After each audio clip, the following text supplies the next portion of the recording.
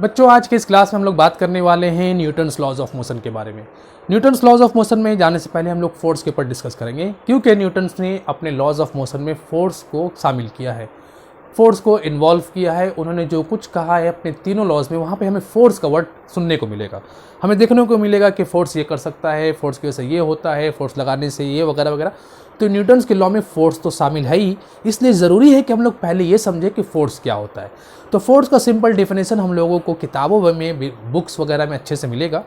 वहाँ पर हमें ये मिलेगा कि फोर्स एक एक्सटर्नल कॉज है, जिसकी वजह से जब वो फोर्स किसी ऑब्जेक्ट के ऊपर लगाया जाए। ये एक्सटर्नल का वर्ड इसलिए यूज़ करते हैं क्योंकि फोर्स इंटरनल भी होता है, जैसे कि इंटरमॉलिकुलर फोर्स।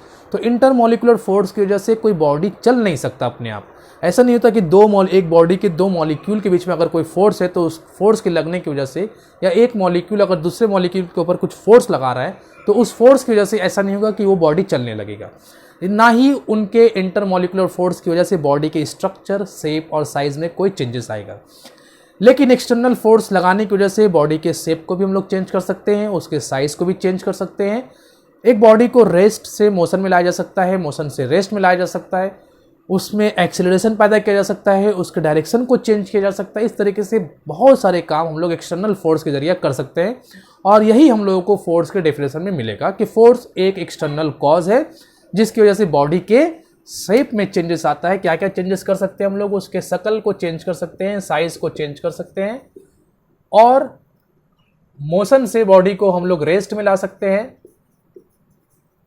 और फिर रेस्ट से बॉडी को मोशन में ला सकते हैं, और फिर नंबर 3 में बात करते हैं उसके डायरेक्शन को भी हम लोग चेंज कर सकते हैं। ठीक, तो ये 4-5 काम जो है ये फोर्स के, और भी हम लोग पुश और पुल में भी डिफाइन कर सकते हैं कि फोर्स क्या है, विच कैन क्रिएट पुश और पुल, जिसकी वजह से बॉडी को खींचा जा सकता है, धक्का दिया जा सकता है, इस तरह की बातें। तो यहाँ पर सबसे बड़ा ध्यान हम लोगों को जो देना है वो बॉडी के मोशन से रेस्ट में, रेस्ट से मोशन में, और डायरेक्शन में, इसके ऊपर हम लोग ध्यान देंगे। क्योंकि बॉडी की जो शेप और साइज में चेंज होता है, इसके ऊपर हम लोग समझेंगे फोर्स ये कर सकता है, लेकिन इसके ऊपर ज़्यादा बात हम लोग नहीं करने वाले हैं। तो फोर्स का डेफिनेशन क्या है ये आप लोग अच्छे से समझ गए। यहाँ पर अगर हम लोग गौर करते हैं तो यहाँ पर अगर गौर करने से हमें क्या देखने को मिलता है कि फोर्स की वजह से बॉडी रेस्ट से मोशन में आ सकता है, मोशन से रेस्ट में आ सकता है, और रेस्ट से मोशन में आ सकता है। इसे थोड़ा हम लोग अच्छे से समझ लेते हैं कि ये एक बॉडी है, मान लेते हैं इसका इनिशियल वेलोसिटी 0 है। एक फोर्स लगाने की वजह से कुछ देर के बाद, मान लेते हैं कि टी टाइम के बाद हमें यह दिखा कि इस लोकेशन पे, इस पोजीशन पे बॉडी के पास जो वेलोसिटी है वो u है, और u नॉट इक्वल टू 0।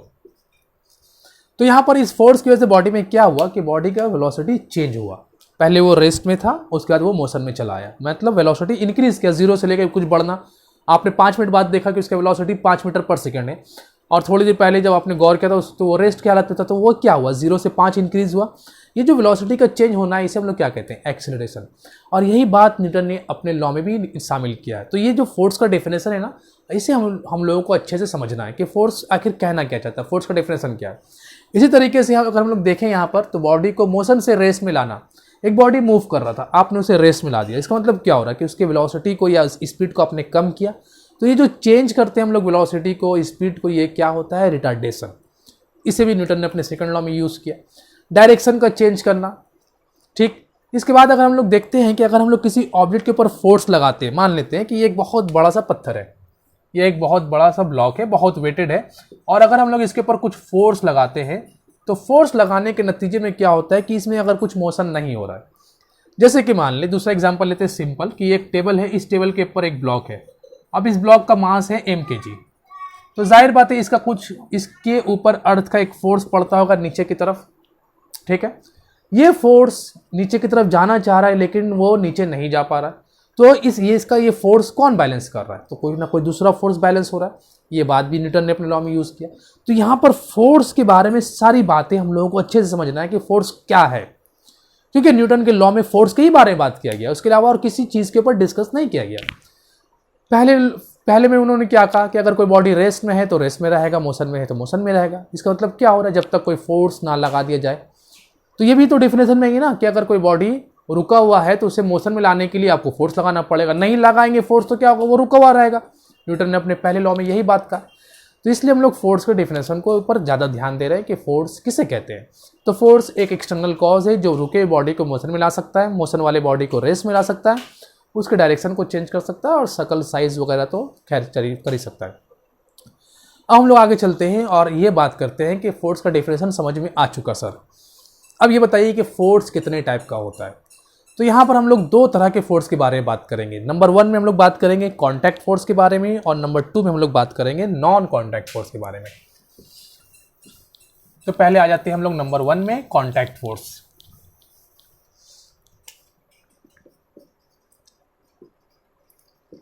नाम से आप लोगों को समझ में आता होगा कि कॉन्टैक्ट फोर्स किसे कहते हैं। वो फोर्स जब दो ऑब्जेक्ट एक दूसरे के साथ कांटेक्ट में आने के बाद एक दूसरे के ऊपर अप्लाई करता है तो उसे हम लोग क्या कहते हैं, कॉन्टैक्ट फोर्स। ठीक है, जैसे कि मान लेते हैं नॉर्मल रिएक्शन फोर्स को हम लोग बोल सकते हैं कॉन्टैक्ट फोर्स, टेंशन फोर्स को हम लोग बोल सकते हैं कॉन्टैक्ट फोर्स, और हम लोग ले सकते हैं स्प्रिंग फोर्स को हम लोग बोल सकते हैं कॉन्टैक्ट फोर्स, और हम लोग ले सकते हैं फ्रिक्शनल फोर्स को कॉन्टैक्ट फोर्स ले सकते हैं, एयर फ्रिक्शन फोर्स को हम लोग कॉन्टैक्ट फोर्स लग सकते हैं। तो contact force the force which is applied when two body actually touch each other. पहले से हम लोग लिख लेते हैं, force applied by one body to another body when they actually meet, जब वो एक दूसरे से मुलाकात करेगा, एक दूसरे से मिलेगा, उस वक्त जो फोर्स अप्लाई होगा एक बॉडी के जरिए दूसरे बॉडी के ऊपर, एक ने लगाया दूसरे के ऊपर। ऐसा नहीं इशारा में बात नहीं करना, आंखों से इशारा कर दिया इफेक्ट पड़ गया, वो बात नहीं। फिजिकली एक बॉडी का दूसरे बॉडी के ऊपर कांटेक्ट होना और कांटेक्ट होने के बाद एक का इफेक्ट दूसरे के ऊपर लगना, इस तरह के फोर्स को हम लोग क्या बोलते हैं, कांटेक्ट फोर्स। एग्जाम्पल में हम लोग बहुत कुछ नाम नोट कर सकते हैं एग्जाम्पल के तौर पर। नंबर 1 में हम लोग लेते हैं टेंशन फोर्स, नंबर 2 में हम लोग ले सकते हैं स्प्रिंग फोर्स, नंबर 3 में हम लोग ले सकते हैं नॉर्मल रिएक्शन फोर्स,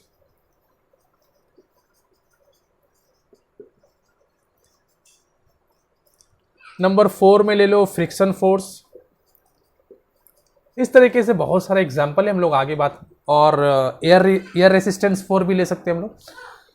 तो इन चारों के ऊपर सबसे पहले हम लोग देख लेते हैं, क्योंकि ये जो चार है ना, tension force, spring force, normal reaction force और फ्रिक्शनल फोर्स।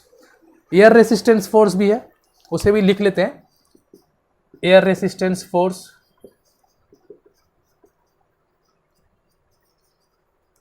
ठीक, तो यहाँ पर ये जो चार है, पहला 1 2 3 4, इसके ऊपर हम लोग खास ध्यान देंगे, क्योंकि ये जो चैप्टर हम लोगों ने पढ़ना शुरू किया ना, इसमें इन चारों के ऊपर काफ़ी बातें होने वाली है। बहुत सारे न्यूमेरिकल्स आएंगे जो इनके ऊपर हम लोग tension force, spring force, normal reaction force और फ्रिक्शनल फोर्स। ठीक, तो इन चारों के ऊपर हम लोग एक करके पढ़ना शुरू करते हैं। तो सबसे पहले हम लोग लेते हैं टेंशन फोर्स के बारे में। टेंशन फोर्स क्या होता है?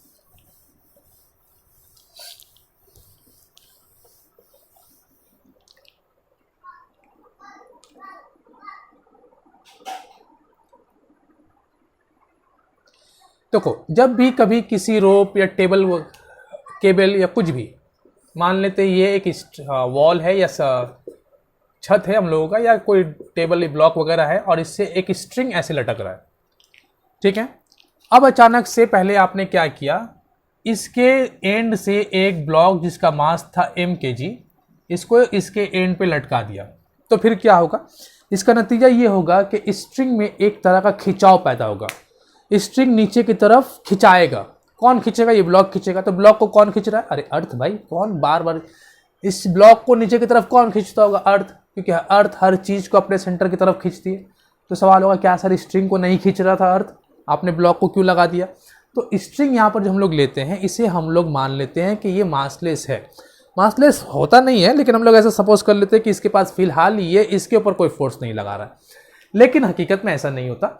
अभी हम लोग बात कर रहे हैं कि इसे समझना है कि ये एक स्ट्रिंग है और इसके एक एंड में हम लोगों ने एक ब्लॉक लगा दिया। ठीक, अब ब्लॉक को अर्थ अपनी तरफ खींच रहा है, तो जब ब्लॉक नीचे की तरफ खिंचाएगा, कौन से फोर्स से? वो फोर्स होगा फोर्स इक्वल टू mg, जिसे हम लोग वेट कहते हैं, ब्लॉक के ऊपर लग रहा है।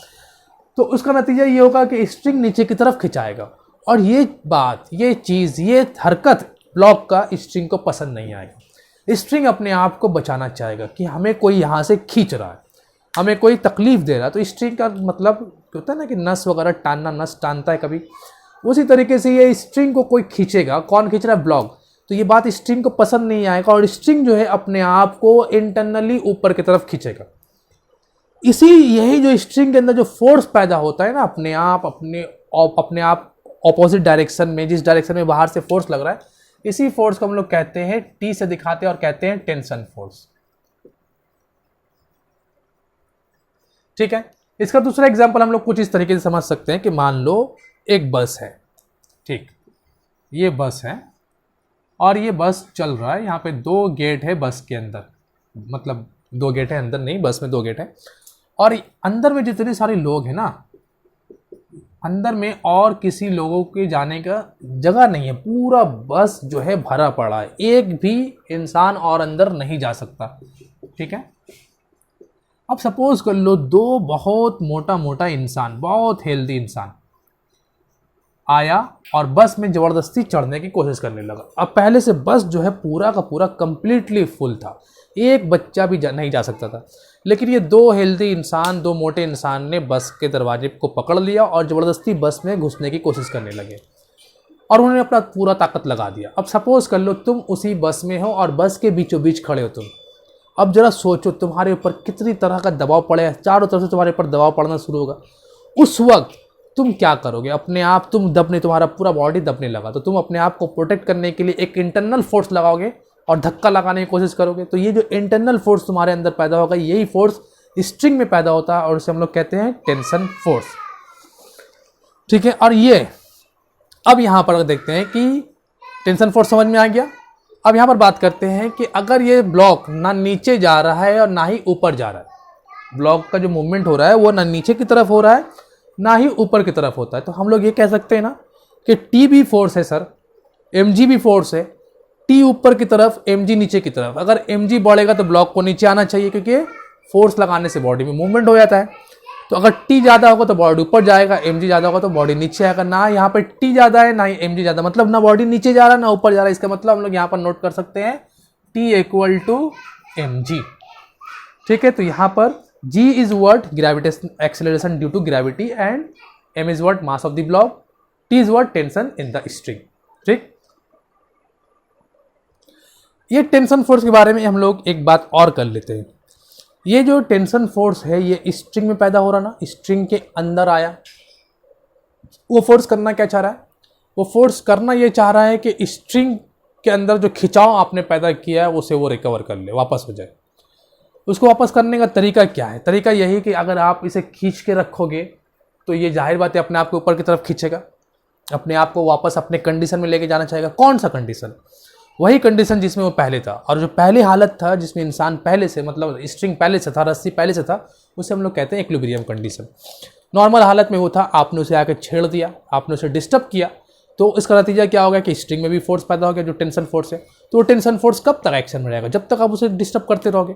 आप उसे डिस्टर्ब करना छोड़ दो, अपना नॉर्मल कंडीशन में वापस आ जाएगा, उसका टेंशन फोर्स खत्म। तो टेंशन फोर्स कब तक रहेगा? जब तक किसी स्ट्रिंग के किसी एंड में एक्सटर्नल फोर्स अप्लाई हो। अगर एक्सटर्नल फोर्स आपने अप्लाई करना छोड़ दिया या एक्सटर्नल फोर्स नहीं लग रहा है तो फिर स्ट्रिंग में टेंशन फोर्स नहीं होगा। ध्यान रहेगा। अगला बात करते हैं हम लोग स्प्रिंग फोर्स के बारे में। स्प्रिंग तो जानते ही होंगे सब।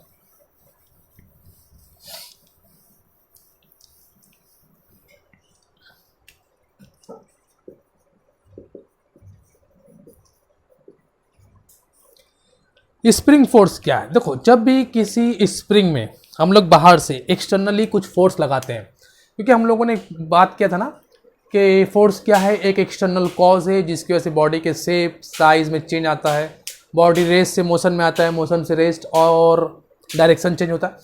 तो यहाँ पर फिलहाल अभी हम लोग ऐसा ही कुछ देख रहे हैं स्प्रिंग के बारे में कि कैसे फोर्स लगाने की वजह से स्प्रिंग में कैसे उसके शेप और साइज में चेंजेस आता है। मान लो कि ये एक स्प्रिंग है, चलो ऐसे ही ले लेते हैं।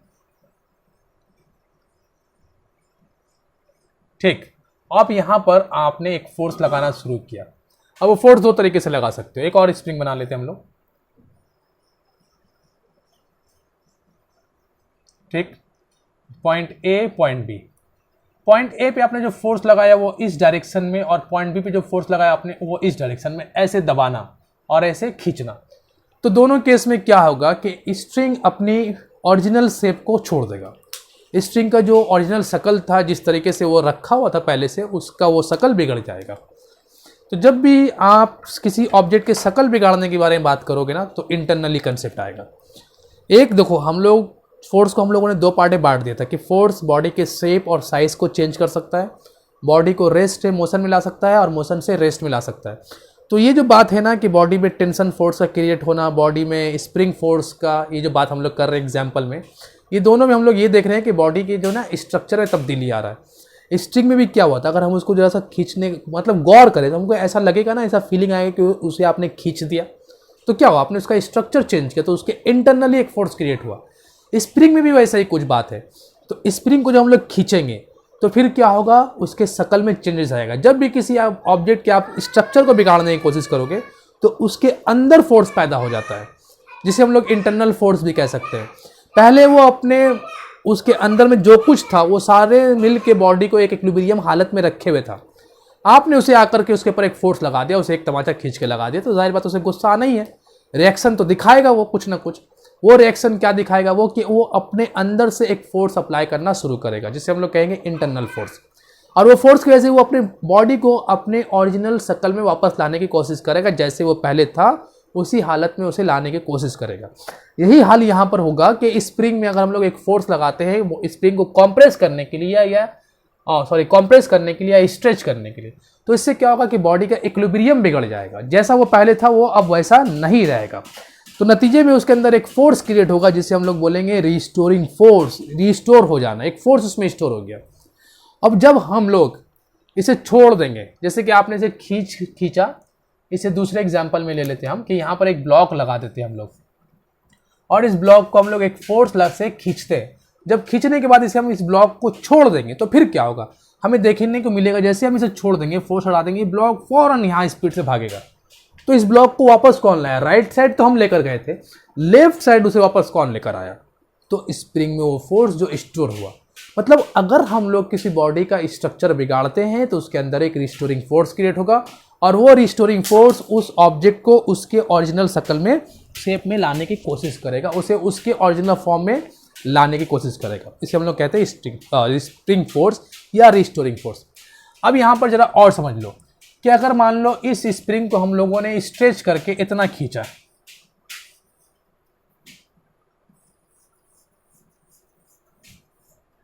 यहां लेकर चला है, मतलब यहां से इतना डिस्प्लेसमेंट कर दिया हम लोगों ने x, ठीक। अगर इसी स्प्रिंग को हम लोग इतना ज्यादा खींच देते हैं, अब ब्लॉक यहां चले आए और ज्यादा स्ट्रेच हो गया, तो अब यहां पर जो ध्यान से समझने की कोशिश करना, मान लो ये हुआ y, तो दोनों ही केस में, केस 1 और केस 2, दोनों ही केस में हमें देखने को मिलेगा कि इस जब हम लोग फोर्स को रिमूव करेंगे, जिस फोर्स से हम खींच कर लेके गए थे, अगर इस फोर्स को हम लोग हटा देंगे तो दोनों ही केस में ब्लॉक जो है लेफ्ट साइड वापस आएगा। लेकिन किस केस में ब्लॉक ज़्यादा स्पीड से वापस आएगा, तो जवाब है दूसरे केस में। क्यों? क्योंकि इसमें स्ट्रेच ज़्यादा हुआ। तो यहाँ पर स्प्रिंग में जो रिस्टोरिंग फोर्स, जो फोर्स स्टोर होता है, वो डिपेंड करता है कि आप उसे कितना खींच रहे हो, कितना दूर तक लेकर जा रहे हो। जितना ज़्यादा डिस्प्लेसमेंट होगा, मतलब जितना ज़्यादा स्प्रिंग स्ट्रेच होगा या कॉम्प्रेस होगा, उतना ही ज़्यादा उसमें फोर्स स्टोर होगा।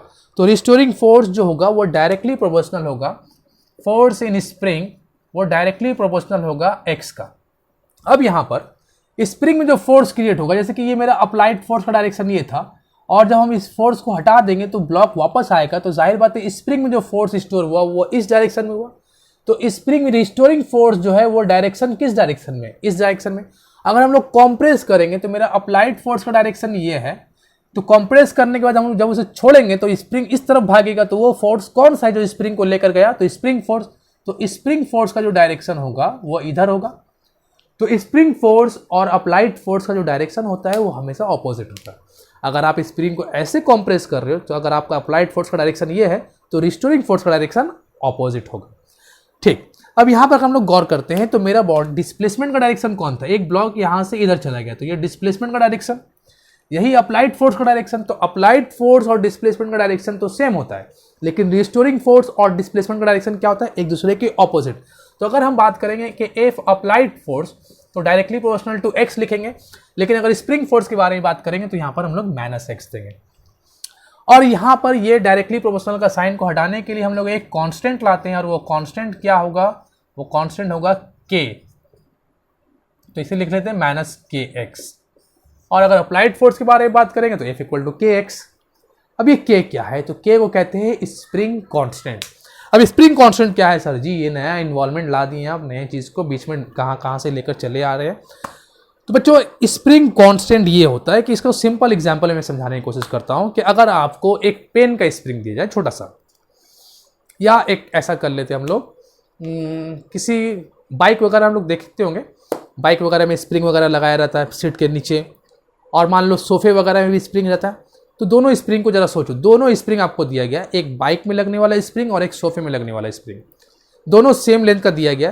क्या दोनों स्प्रिंग को कंप्रेस करने में आपको सेम ताकत अप्लाई करना पड़ेगा या ताकत का डिफरेंस आएगा? तो सिंपल से जवाब है ताकत का डिफरेंस आएगा। क्यों? क्योंकि सोफे वाला स्प्रिंग जो होगा वो एक अलग तरीके का है और बाइक वाला स्प्रिंग जो होता है वो एक अलग तरीके का है। तो इसी की बुनियाद पे क्या होता है ना कि हर स्प्रिंग में जो अप्लाइड फोर्स होता है या जो रिस्टोरिंग फोर्स होता है वो अलग अलग होता है। तो इसीलिए यहाँ पे जो के जो होता है ये इंडिकेट करता है कि अलग अलग स्प्रिंग का रिस्टोरिंग फोर्स कांस्टेंट वो डिफरेंट है, अलग अलग है। ठीक है, तो यहाँ पर ये भी नोट कर लेना है कि F क्या है, F अप्लाइड फोर्स है, X क्या है डिस्प्लेसमेंट ऑफ द स्प्रिंग, और K क्या है स्प्रिंग कांस्टेंट। इसे मैं लिख देता हूँ, K is what, K is a spring constant.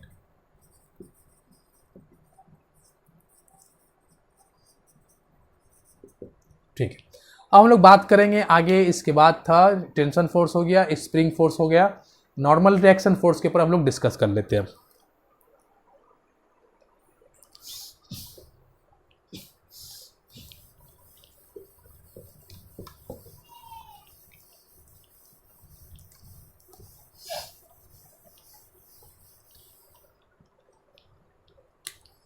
Normal force,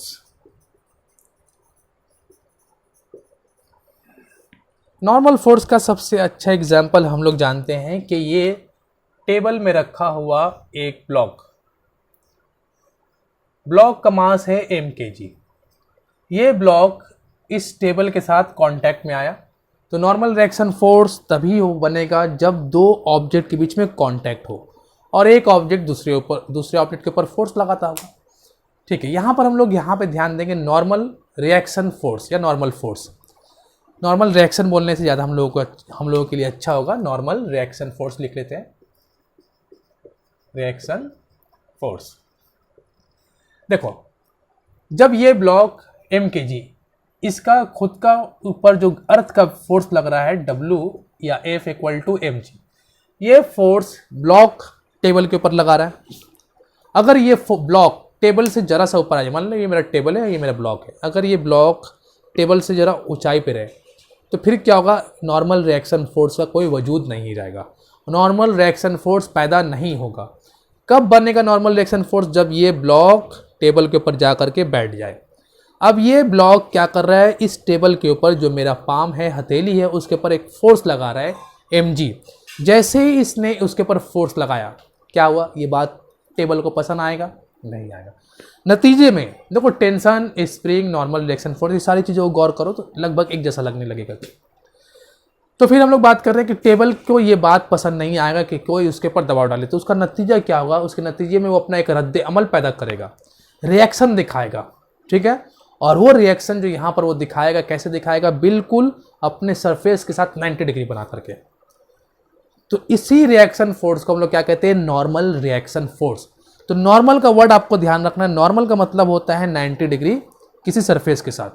normal to the board मतलब बोर्ड के ऊपर ऐसे 90 डिग्री, या तो आउटसाइड या तो इनसाइड, आउटवर्ड या इनवर्ड, कुछ भी हो। नॉर्मल टू दी पाम ऐसे 90 डिग्री, सरफेस के साथ 90 डिग्री। तो जब भी कोई ऑब्जेक्ट किसी सरफेस के ऊपर एक फोर्स लगाता है तो उसके नतीजे में वो सरफेस भी रिएक्शन के तौर पे उसके जवाब के तौर पर अपना एक फोर्स लगाता है, और वो उस ऑपोजिट डायरेक्शन में लगाता है। और कितने डिग्री में लगाता है, 90 डिग्री में। ठीक है, अब इसे हम लोग समझते हैं। ऑपोजिट डायरेक्शन का वर्ड थोड़ा सा आप लोग इसे ध्यान नहीं दें, लेकिन रिएक्शन फोर्स नॉर्मली लगेगा सरफेस के ऊपर, ये तो श्योर है, इसके ऊपर खास फोकस रखना है। तो यहाँ पर क्या होगा, जैसे ये ब्लॉक टेबल के ऊपर एक फोर्स लगाएगा F = mg, नतीजे के तौर पर ये टेबल भी एक फोर्स लगाएगा ऊपर की तरफ, इसे हम लोग कहते हैं नॉर्मल रिएक्शन फोर्स, जो कि सरफेस के साथ 90 डिग्री रहेगा। यहाँ मेरे वर्ड के ऊपर खास ध्यान देना है, सरफेस के साथ 90 डिग्री। इसका एक खास रोल प्ले होगा बहुत सारे प्रॉब्लम को समझने के लिए, बहुत सारी चीज़ों को समझने के लिए, ठीक है। जैसे कि दूसरा एग्जांपल हम लोग लेते हैं कि इसी टेबल को हॉरिजॉन्टल ना रख करके थोड़ा सा इंक्लाइन कर देते हैं ऐसे। अब यहाँ पर एक ब्लॉक को इस तरीके से प्लेस कर दिया गया, ठीक। अब इस ब्लॉक का मास है m, वही ब्लॉक है, तो इसके ऊपर जो अर्थ का फोर्स लगेगा वो हमेशा वर्टिकली डाउनवर्ड लगेगा, और वो है mg, क्योंकि अर्थ हमेशा हर चीज़ को वर्टिकली खींचता है नीचे की तरफ, तो mg फोर्स नीचे लग रहा है। अब ये फोर्स तो अर्थ ब्लॉक के ऊपर लगा रहा है, लेकिन ब्लॉक को जब नीचे की तरफ खिंचाएगा अर्थ की वजह से, तो बीच में तो इंक्लाइन प्लेन आया हुआ है, तो जाहिर बात है इंक्लाइन प्लेन के ऊपर ब्लॉक का एक इफेक्ट लगेगा, ब्लॉक का एक फोर्स लगेगा। अब ये बात इंक्लाइन प्लेन को पसंद नहीं आएगा, उसके जवाब के तौर पर इंक्लाइन प्लेन जो है ब्लॉक के ऊपर एक रिएक्शन फोर्स लगाएगा, जिसे हम लोग कहेंगे नॉर्मल रिएक्शन फोर्स। अब वो रिएक्शन फोर्स कैसा होना चाहिए, सरफेस के साथ 90 डिग्री।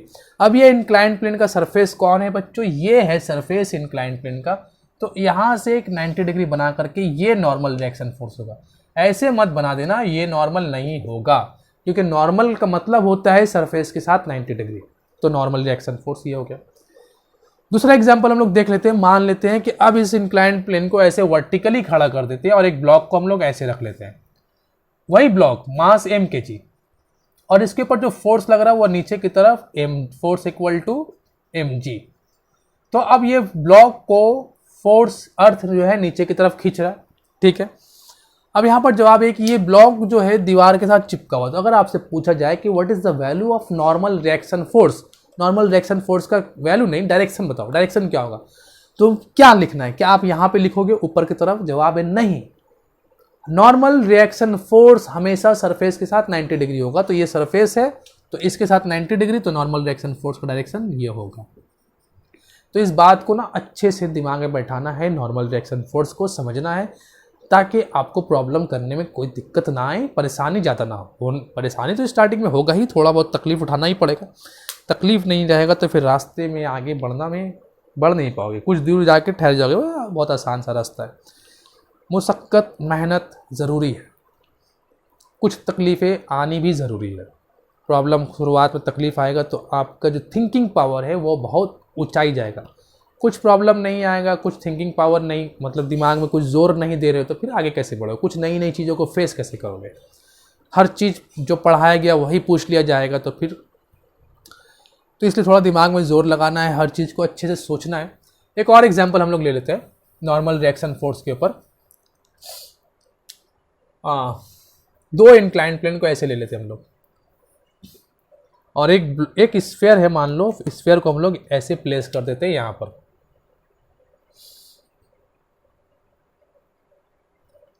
अब इस स्फीयर का मास है m kg, ठीक। तो अब तुमसे अगर पूछा जाए what is the where is the normal reaction force, normal reaction force कहाँ लगेगा, तो सिंपल सा जवाब है कि ये स्फीयर जो है इस सरफेस के साथ कांटेक्ट में है, तो ये सरफेस एक नॉर्मल रिएक्शन फोर्स ऐसे लगाएगा n1, ये सरफेस लगाएगा ऐसे n2, सरफेस के साथ 90 डिग्री। बस सिंपल आपको याद रखना है, सरफेस के साथ 90 डिग्री, ठीक है। तो मेरे ख्याल से नॉर्मल रिएक्शन फोर्स क्या होता है, वो रिएक्शन फोर्स जो किसी एक्शन के जवाब में आए, और कैसे आएगा, सरफेस के साथ हमेशा 90 डिग्री बना करके ही आएगा। अब हम लोग बात करते हैं फ्रिक्शन फोर्स के बारे में।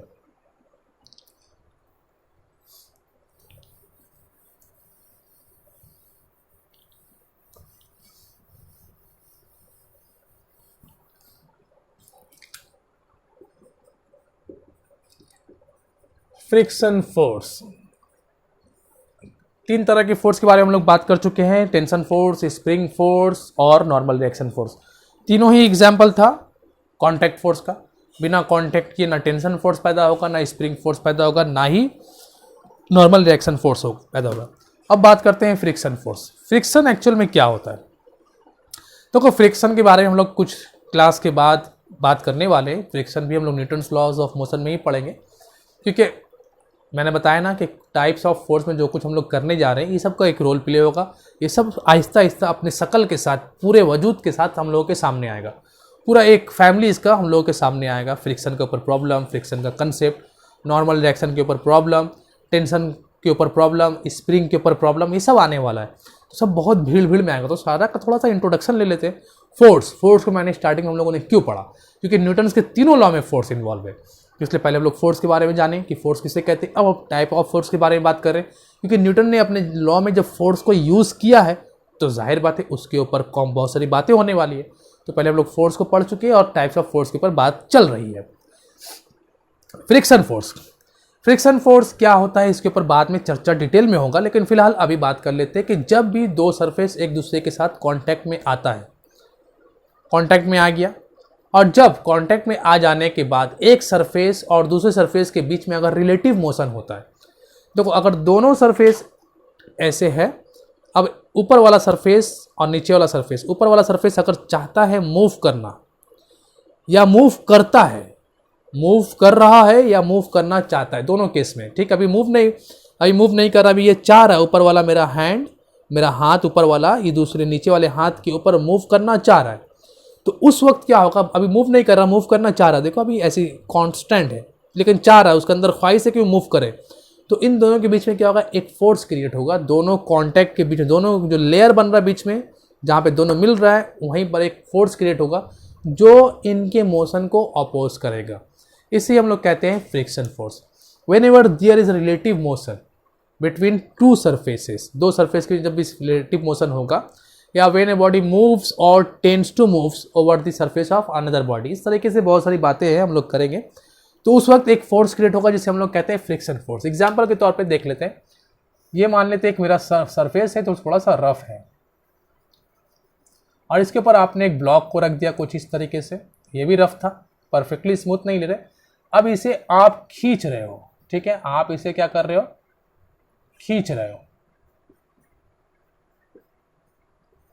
ऐसे इस डायरेक्शन में। तो नतीजे के तौर पे क्या होगा कि इन दोनों के सरफेस के बीच में एक ऑपोजिंग फोर्स क्रिएट होगा। तुम ही सोचो ना यार, अगर ये परफेक्टली स्मूथ रहता सरफेस तो खींचने में कोई ताकत लगानी पड़ता, हल्का सा एक लात मारते घसक के निकल जाता, लेकिन हम ताकत से खींच रहे क्यों? अगर प्रैक्टिकली सोचोगे ना तो स्मूथ सरफेस में सामान को पुल करने में आसानी होता है। सरफेस बहुत रफ है, बहुत ख़राब ज़मीन है, हम ताकत लगा के खींचे चले जा रहे हैं, बहुत फोर्स लगाना पड़ रहा है, क्यों? क्योंकि उसमें फ्रिक्शन ज़्यादा है। तो अब यहाँ पर यही फ्रिक्शन का कंसेप्ट क्या होता है कि जब रफ सरफेस में एक ब्लॉक को, एक बॉडी को दूसरे सरफेस पे मूव कराते हैं by applying some force, opposite direction में यहाँ पर एक फोर्स क्रिएट होता है जिसे हम लोग कहते हैं क्या, फ्रिक्शन फोर्स। तो ये फ्रिक्शन फोर्स का एग्जाम्पल हुआ।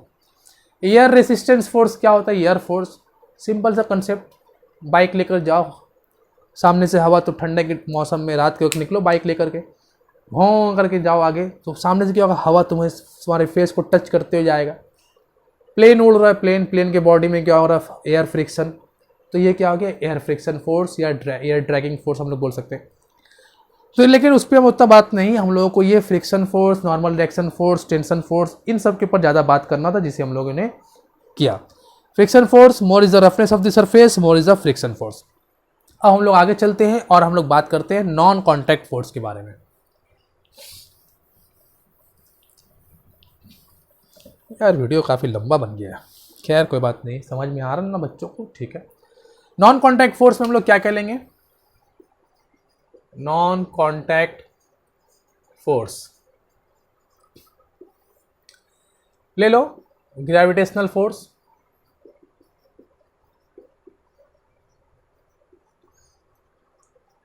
दूसरा नंबर पे ले लो इलेक्ट्रोस्टैटिक फोर्स,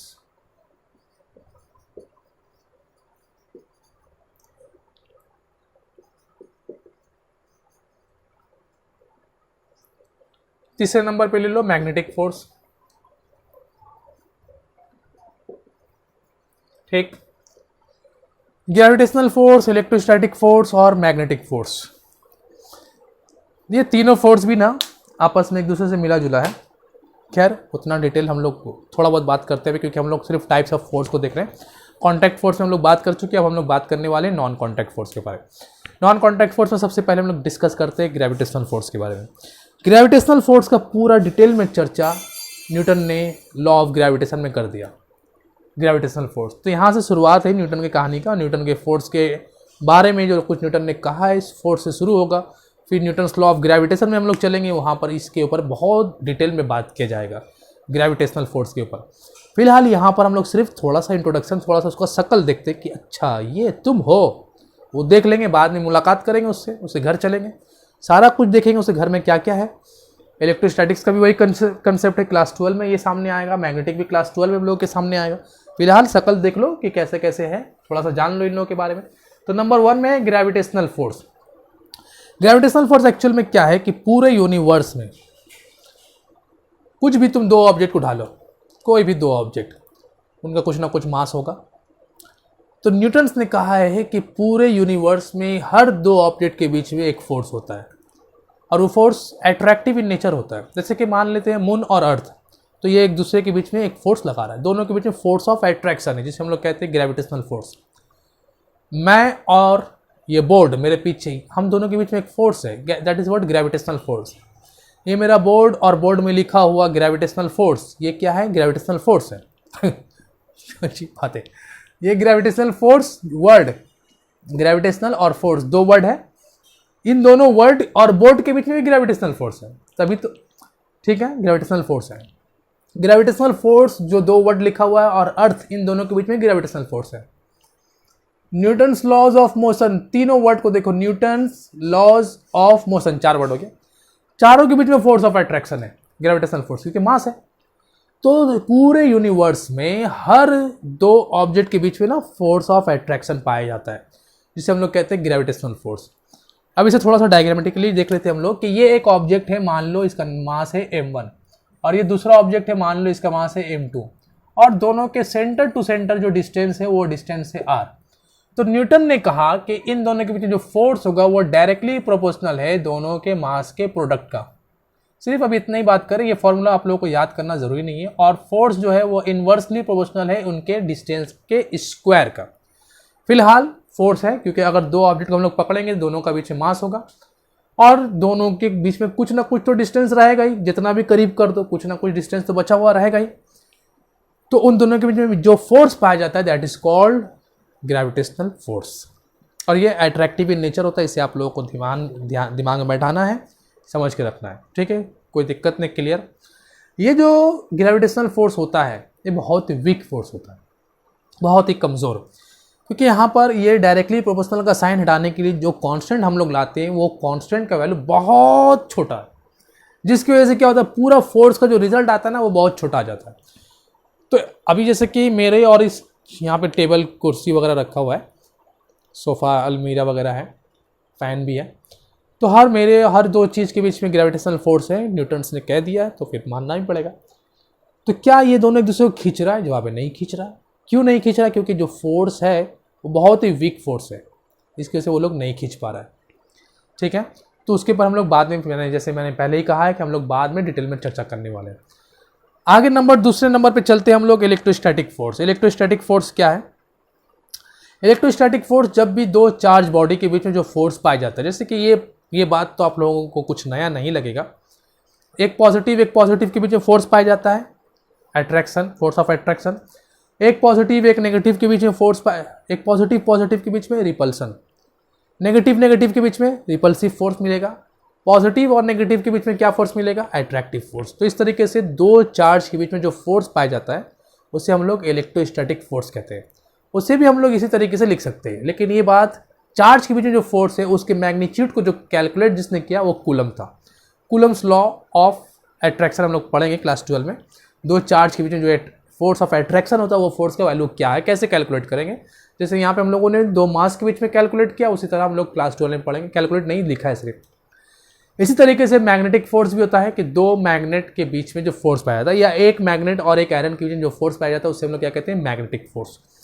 तो ये कुछ बातें हैं जो नॉन कॉन्टैक्ट फोर्स के बारे में हम लोगों ने किया। ग्रेविटेशनल फोर्स 2 मास के बीच में, इलेक्ट्रोस्टैटिक फोर्स 2 चार्ज के बीच में, और मैग्नेटिक फोर्स 2 मैग्नेट के बीच में, या एक मैग्नेट और मैग्नेट बनने वाला मटेरियल जैसे कि आयरन, उसके बीच में जो फोर्स पाया जाता है उसे हम लोग कहते हैं मैग्नेटिक फोर्स।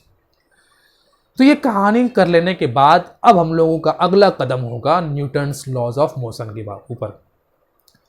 न्यूटन के सबसे पहले लॉ के बारे में लोग बात करते हैं कि न्यूटन ने अपने सबसे पहले लॉ में क्या कहा। उन्होंने बताया कि अगर कोई पूरे यूनिवर्स में कहीं पर भी अगर कोई ऑब्जेक्ट रेस्ट की हालत में है, रुका हुआ है, चुप से बैठा हुआ है, तो वो हमेशा हमेशा हमेशा उसी हालत में रहेगा।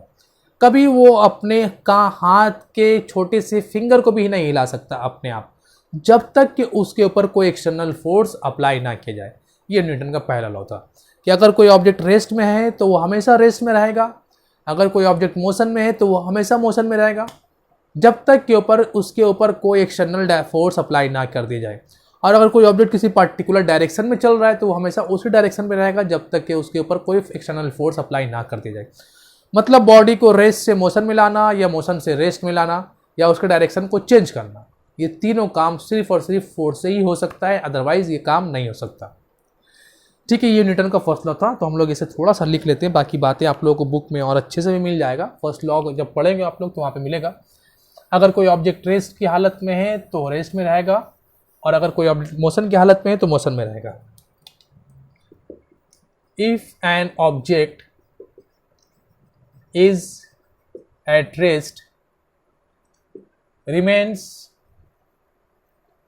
एट रेस्ट, हमेशा कहाँ रहेगा? रेस्ट में। और if an object is in motion remains in motion, unless, जब तक some external force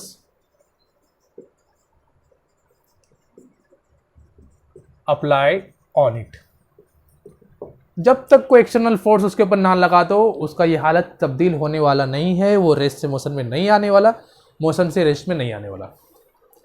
अब सवाल यहाँ पर ये हो रहा है कि मान लो हम दो ब्लॉक लेते हैं, छोटा सा सिंपल सा सवाल, क्योंकि एक नए इंट्रोडक्शन की तरफ हम लोग चल रहे हैं, नए डिफिनेशन की तरफ न्यूटन फर्स्ट लॉ से।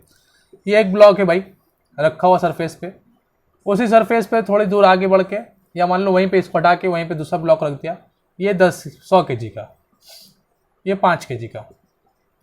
किस ब्लॉक को रेस्ट मोशन में लाना आसान है? तो आपका जवाब होगा सर बच्चा को। ये बच्चा को आसानी से ला सकते हैं, ये चच्चा को आसानी से नहीं लाया जा सकता। चच्चा का वेट 100 kg, बच्चा का वेट 5 kg। तो 5 kg का बच्चा आसानी से चल सकता है, 100 kg का चच्चा आसानी से नहीं चल सकता। क्यों? क्योंकि मास ज़्यादा है। तो मतलब इससे ये समझ में आया कि न्यूटन ने तो कहा था कि अगर कोई बॉडी रेस में है तो उसे मोशन में लाने के लिए फोर्स लगाना पड़ेगा, तो हम तो फोर्स लगा रहे हैं। इसमें भी इसमें हम लोगों ने दिया, सपोज कर लो 2 न्यूटन और ये चलने लगा, इसमें दिया हम लोगों ने 2 न्यूटन, नहीं चल रहा है। तो न्यूटन ने तो कहा था कि अगर फोर्स लगाओगे तो बॉडी रेस से मोशन में चला आएगा। न्यूटन ने ये नहीं कहा था कि फोर्स लगाओगे चलाएगा, बोला कि अगर वो रेस से मोशन में आ रहा है तो फोर्स ही लगा है, उन्होंने ये कहा था। अब तुम हल्का सा एक फिंगर लेकर पहाड़ को धक्का देने चले जाओगे, बोलोगे न्यूटन ने कहा था कि बॉडी में फोर्स लगाने से मोशन होता है, ऐसा नहीं, गौर से पढ़ना है उसे। उन्होंने कहा अगर कोई बॉडी रेस से मोशन में आता है तो वो फोर्स की वजह से ही आता है, नहीं तो नहीं आएगा, उन्होंने ये कहा। तो खैर मेरा सवाल यहाँ पर यह है कि 5 kg के बच्चा को मोशन में लाना आसान है, उसी फोर्स से 100 kg के चच्चा को मोशन में नहीं लाया जा सकता, ऐसा क्यों? तो इसका जवाब है कि इसका मास ज़्यादा है, इसका मास कम है, तो उससे क्या होगा? मास ज़्यादा है तो मास कम है, उससे क्या लेना देना, हम तो फोर्स लगा रहे हैं ना। तो यहाँ पर ये समझ में आया है कि 2 kg का फोर्स 100 kg के बॉडी को मोशन में नहीं ला सक रहा है, लेकिन 2 kg का 2 kg बोल रहे हैं, 2 न्यूटन फोर्स 5 kg के ऑब्जेक्ट को मोशन में लेकर चला रहा है। इसी तरीके से अगर हम लोग और आगे देख लेते हैं कि अगर इस यहाँ पर हम लोग सपोज कर लेते हैं इसी ऑब्जेक्ट में 5 kg के मास ही है, यहाँ पर एक फोर्स दिया 0.1 न्यूटन, अब ये भी नहीं चल रहा है, फोर्स तो दे रहा है लेकिन नहीं चल रहा है। तो इसके पीछे वजह क्या है? देखो यहाँ पर समझने की कोशिश करते हैं। ये 5 kg का जो ऑब्जेक्ट है ये रेस्ट में था। न्यूटन ने कहा कि अगर कोई ऑब्जेक्ट रेस्ट में है तो रेस्ट में ही रहेगा, रेस्ट में ही रहेगा। इसको जरा गौर से, मतलब वो चाहता है कि हम रेस्ट में रहें। जैसे कि मैंने बताया कि स्ट्रिंग अगर तुम खींचोगे तो उसके ऊपर क्या होगा? स्प्रिंग बताया ना, उसे खींचोगे तो क्या होगा? वो जैसे पहले था वैसे ही रहना चाहता है। तो ये पूरे यूनिवर्स का एक रूल है, हर चीज जिस हालत में उसी हालत में रहना चाहता है। इसी तरीके से ये ब्लॉक ये सब रेस्ट में था ना, रेस्ट में ही रहना चाहता है। अब रेस्ट में रहने का ज्यादा चाहत किसका है, या कौन ज्यादा देर तक अपने आप को रेस्ट में रख सकता है? या कौन ज़्यादा से ज़्यादा अप्लाई होने वाले फोर्स को रोक सकता है। तो यहाँ पे हमको दिख रहा है 100 kg वाला, 100 kg वाला जो है ज़्यादा से ज़्यादा फोर्स को रोक सकता है। 2 में नहीं चला, 4 कर दिया नहीं चल रहा, 5 कर दिया नहीं चल रहा, 6 कर दिया नहीं चल रहा, 10 कर दिया नहीं चल रहा, 12 किया नहीं चल रहा, 18 कर दिया नहीं चल रहा, 20 कर दिया नहीं चल रहा, 25 किया सपोज कर लो चलिए। तो ये 100 kg वाले ने 24 फोर्स तक को अपोज कर दिया, मतलब इतनी देर तक वो अपने आप को रोक सकता है। ये चच्चे को 24 आदमी मिल के धक्का दिया, तब ये जाकर के 25 आदमी ने मिल के उठाया, तब चच्चा मूव किए, नहीं तो नहीं चल रहे थे। तो इनके अंदर अपने आप को कहीं पर बैठा कर रखने का कैपेसिटी बहुत ज़्यादा है, अपने आप को रोकने का सलाहियत बहुत ज़्यादा। अब एक बार अगर ये चल गए तो फिर इनको रोकना ही मुश्किल हो जाएगा। तो यहाँ पर कंसेप्ट ये आया हम लोगों के सामने कि जिस ऑब्जेक्ट के पास मास ज़्यादा होगा उसको अपने सिचुएशन, अपने कंडीशन, अपने हालत को रोके रखना ज़्यादा आसान है, या ज़्यादा ताकत है उनके अंदर अपने सिचुएशन को रोक कर रखना। इसी को हम लोग कहते हैं inertia. Inertia is what? Inertia एक बॉडी का इंटरनल प्रॉपर्टी है, जिसकी वजह से वो अपने बाहर से होने वाले जो चेंजेस, बाहर वाला कोई उसके उनके ऊपर जो चेंजेस लाता है तो उसको अपोज करने का ताकत जिस ऑब्जेक्ट के अंदर ज़्यादा है उसे हम लोग कहते हैं उसका इनर्शिया ज़्यादा है।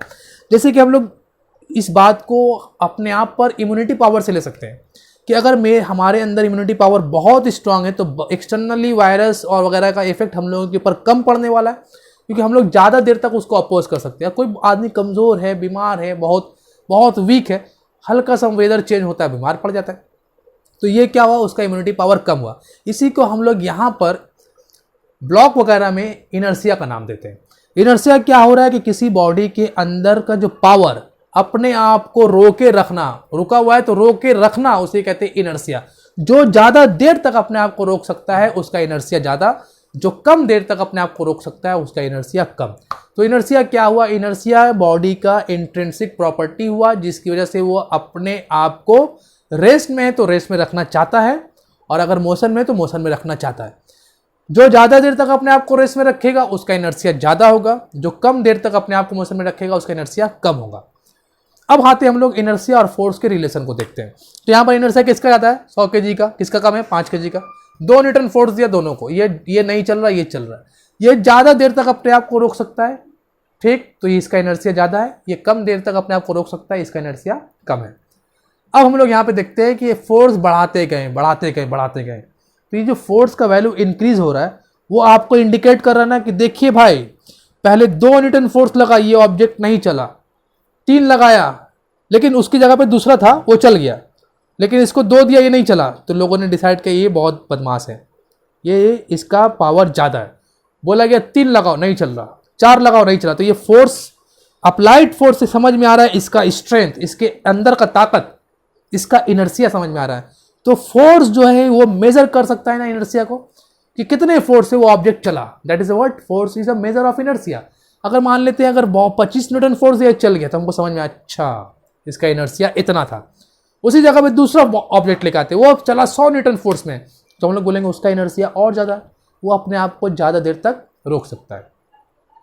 तो हम लोग ये भी कह सकते हैं ना कि न्यूटन के फर्स्ट लॉ से इनर्शिया को डिफाइन किया जा सकता है।